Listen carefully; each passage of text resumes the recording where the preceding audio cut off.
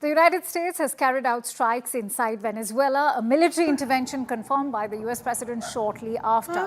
This as explosions rocked the capital, Caracas, following months of threats by President Donald Trump against Venezuelan President Nicolás Maduro.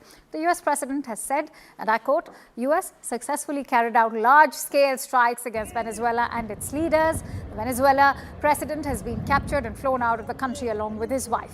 Now, witnesses reported a power outage in the southern part of Caracas near a major military base. CNN brings you a report.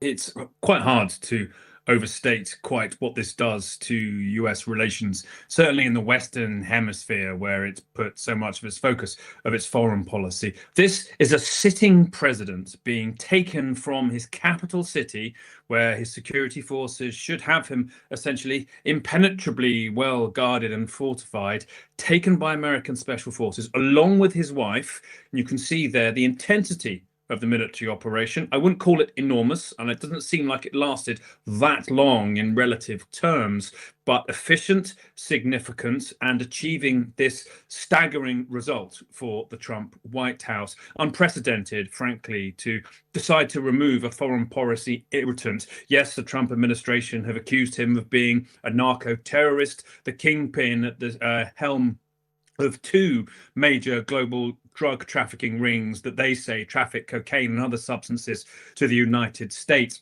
But simply to fly in with your special forces into another country run by a rival that is an irritant and take away, capture and fly to the United States, their sitting president, is an utterly startling moment. It shows, I think, the unbridled confidence with which President Trump at times operates.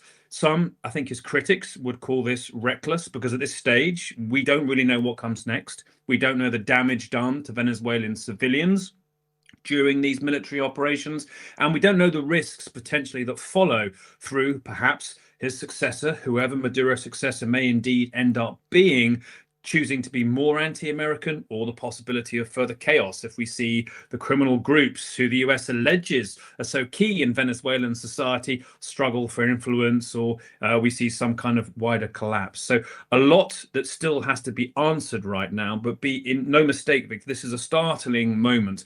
It shows US military supremacy, as I say, the confidence in which this was executed. It seems the efficiency. We don't know the extent of the damage to civilians and other parts of Venezuela here. We don't know what this means for Venezuela's military and political elite.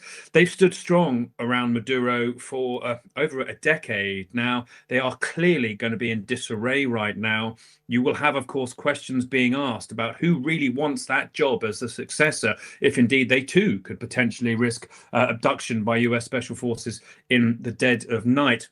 And I think this also sends a signal, perhaps, to US adversaries globally about the strength and decisiveness of Trump's action. We've seen him, when it came to the Iranian nuclear program, act in a way which his predecessors perhaps wouldn't have contemplated.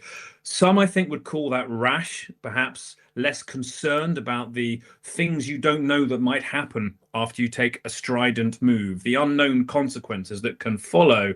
But in this instance, we are now looking at a startling moment where a sitting president of a nation that has been a long-term irritant in US foreign policy in its near abroad has simply been captured and taken to the United States.